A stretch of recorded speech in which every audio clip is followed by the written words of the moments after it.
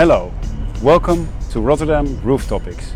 My name is Leon van Geest and I'm on this very sunny Dakakker and I will talk to Wouter Bouwman, the first rooftop farmer in Europe.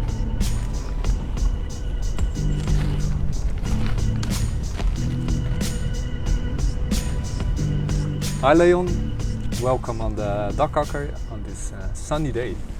Very sunny day, very beautiful Dakakker. Chickens, it seems like a happy place to be.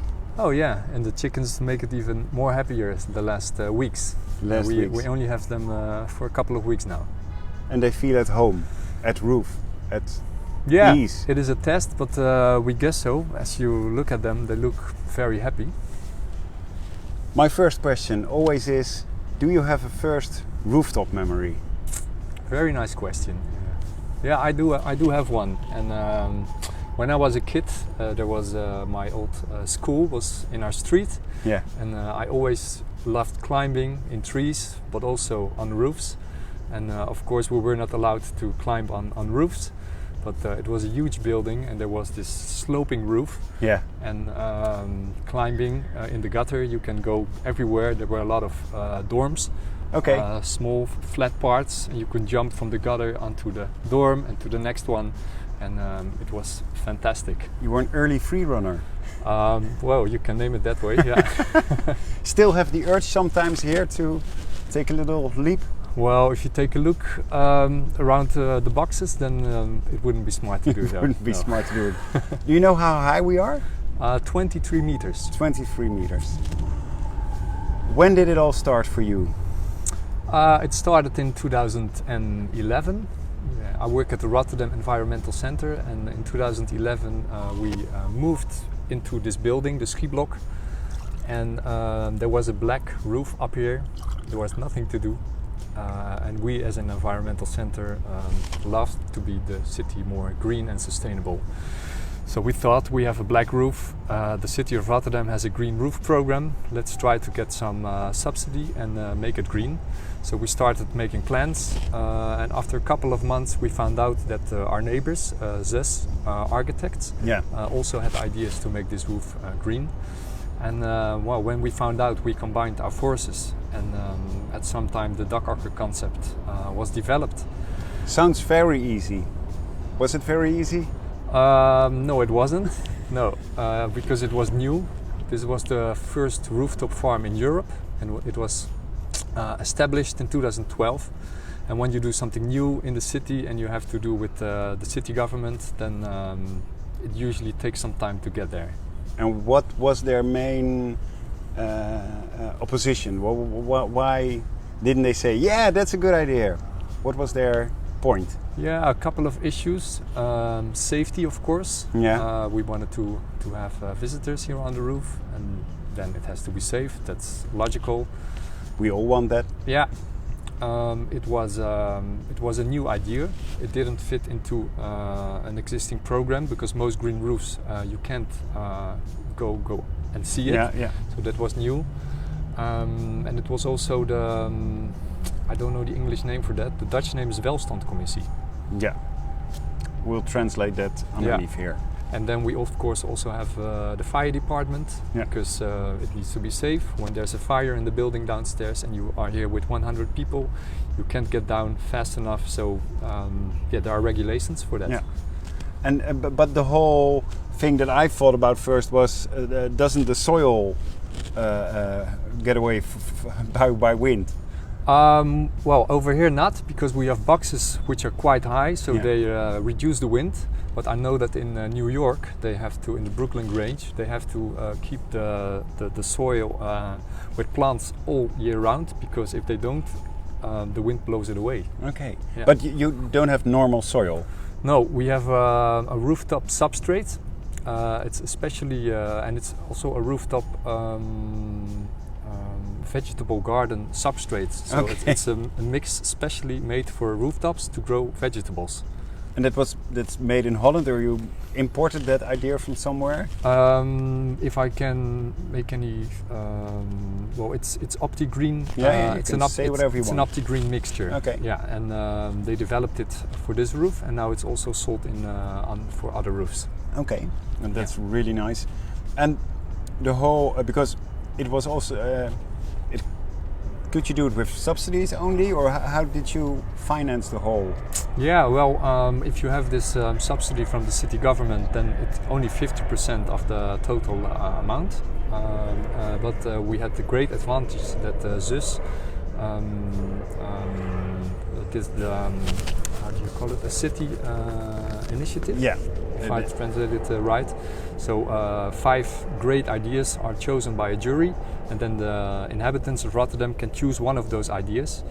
They had the idea of the Luchtsingel, the yellow bridge. The yellow bridge, exactly. And there are a couple of hotspots, and the Dakakker is one of these hotspots. The Hofbogen station is also one of these hotspots. So they won 4 million euros with the prize, and I think 3 weeks later it was the Architecture Biennale, and it took maybe 1 or 2 years before the bridge was made. So they thought, okay, we can make this Dakakker in 3 weeks. So within 3 weeks, the rooftop farm was made, and it looked like a big festival with cranes, and it was amazing. Yeah. In 3 weeks, you made this Dakakker. Yeah, but of course, everything was said and done before it was made. No, okay, but you had a decision, so it was a very fast. When they won the prize, there was 4 million euros, and then they could give a go. Okay, but then it wasn't green at all, I think. True, and the first year was really a challenge. Yeah, because we found out that the mixture wasn't perfectly composed for vegetable plants. So we needed to add fertilizer, and the plants that were chosen weren't growing really well. So the first year was really dramatic. But a learning year. Exactly. Yeah, we learned a lot. Yeah. And we got a lot of comments from a lot of people, but it only made us stronger. And I think since then we are getting more and more popular. And where are you now? What's the current situation? How would you describe it? Yeah, we of course now have to deal with COVID-19. Yeah. So that's quite a challenge. We do a lot of tours, or we did a lot of tours. We sell the products to local restaurants. Yeah. We give education, and this place is rented for commercials. Yeah. All very low profile at the moment, but until last year it went up and up and up and up, and but we have plans to grow. Yeah. And it's not really logical to do this far away, so we made a plan to grow larger on the roofs that are around us. Yeah. To expand. To expand, exactly. Yeah, and to connect these different roofs by bridges. As I told you, I was running and jumping from one roof to another when I was small. So maybe it has to do something that we want to grow. And it's the whole idea of a whole roofscape that you have, and not only one roof, but you. Exactly. It's a bit like a virus. You spread through the city. Yeah, a positive virus. A positive virus. Yeah, and then these roofs, there are all kind of different kind of buildings. So we want to make tin roofs, which are connected, and of course we want to give more tours on these roofs, and it has to be accessible from downstairs. So we have plans. Yeah. So is it, you say we give tours, we tell the story, but I wouldn't say it's a marketing thing, or it's you want to spread the word about green roofs, but it also actually works on its own. Yeah, economically too. Were there things that you didn't think about in the beginning, or in what way this could work? Were there surprises? The beginning was quite unexpected for us, because when the rooftop was completed, then there was nobody to maintain the roof. Yeah. And then I have some experience from when I was a small boy in my grandmother's backyard with growing vegetables. And at the Rotterdam Environmental Center we have quite some experience working with volunteers. Yeah. So combining those two might work here. And so the first year it were 2 retired ladies and me. and it was a really hard work. It was fun, but it was really hard work. It's 1,000 square meters. And people who have a garden know how much work a garden is. 2 retired ladies and someone who is educated in one way to be a farmer. Exactly, yeah. So there was a lot of experience on this rooftop, and of course there's internet, and I have a passion for gardens, so that's combination works. Yeah. And at the moment we have over 15 volunteers and a waiting list. Yeah. So that's at the point where we're now. And it's one day that you work with the volunteers, and normally you have the days with education. Yeah. And you have the bistro, which also is on the same rooftop. Yeah. So normally it's quite busy. And is it quiet today because of COVID, or is there always one quiet day?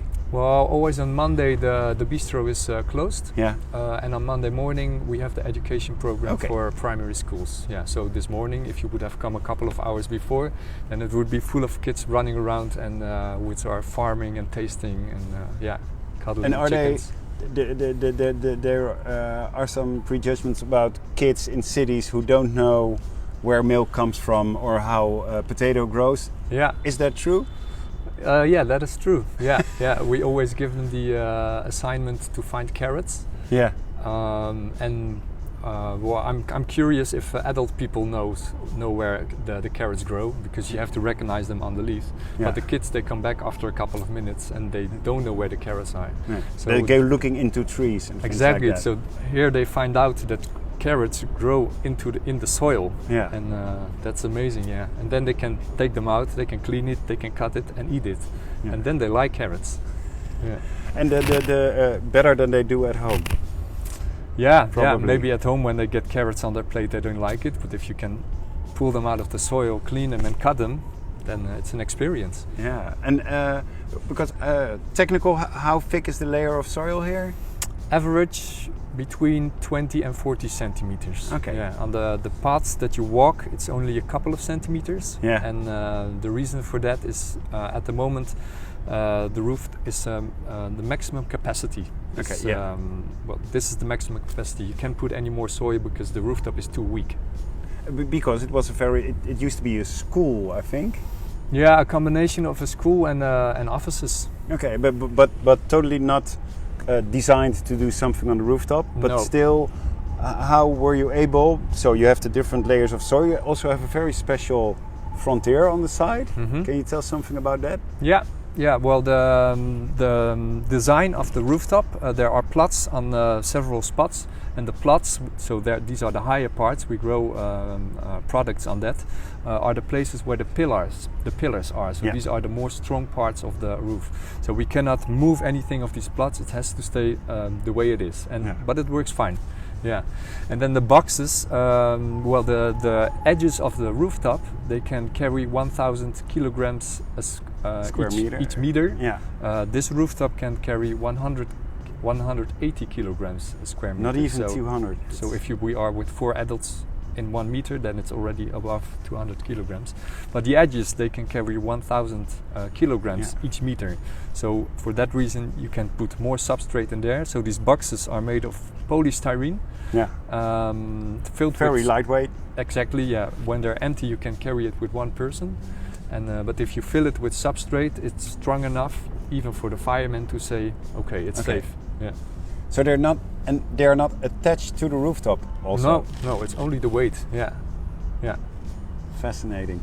And we constantly hear the noise, and that's because we're in the total center of Rotterdam. This is like the main roundabout of Rotterdam. We can see City Hall there. Yeah. I think that's also one of the things that makes it extra special, because normally when you see this kind of innovative project, it's somewhere on the side, but you cannot get more to the center than this. No, Central Station is over there, so maybe you can hear the trains go by. And this is an A++ location. It's 5 minutes walking from Central Station.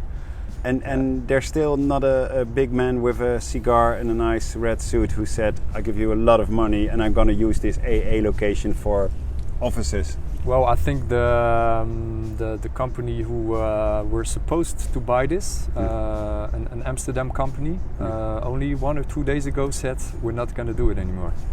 So probably it will take another 1, 2, 3 years before new plans will develop.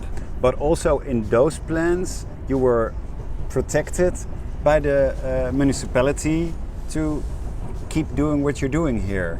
Yeah, someone from the city government proposed that there has to be some kind of rooftop agriculture on the building or on the new building. So that was a real support for you to do what you do, and to have the value not only as a small economic model, but also for the city as a whole. And I think that's and that they don't want to replace it, but they see the value of it here. And do you have because so you told me already part of a dream to expand over the other roofs. Is there a bigger dream? At the moment, we are asked to work with an Italian group of people, and they want to make an online course for rooftop farming. Okay. And they asked us because we have the longest experience in Europe to join them. So it will be like an online learning experience for rooftop farming. Because you want to share this knowledge. Exactly, yeah. And sometimes groups from other countries come here to this group and ask how does it work. So we also give workshops. Yeah. We also give advice to other rooftops. There is now a new rooftop in Amsterdam. Yeah. In the Houthaven. They have a really nice rooftop garden over there. Yeah. And it's not another rooftop garden. It's another rooftop garden. Yeah, of course. Yeah. And the more the better. Yeah, and we want to share the knowledge. And is there because 10 years ago there was only one in Europe? How many are there now? There's one number 2 was in Copenhagen. Yeah. Oosterbrug. Oostergro. Gro. Yeah, Oosterbro is the area. Oostergro is the name of the roof. There's a small one in Turin in Italy. Yeah. There are now 2 in Belgium, so it's Antwerp and Brussels.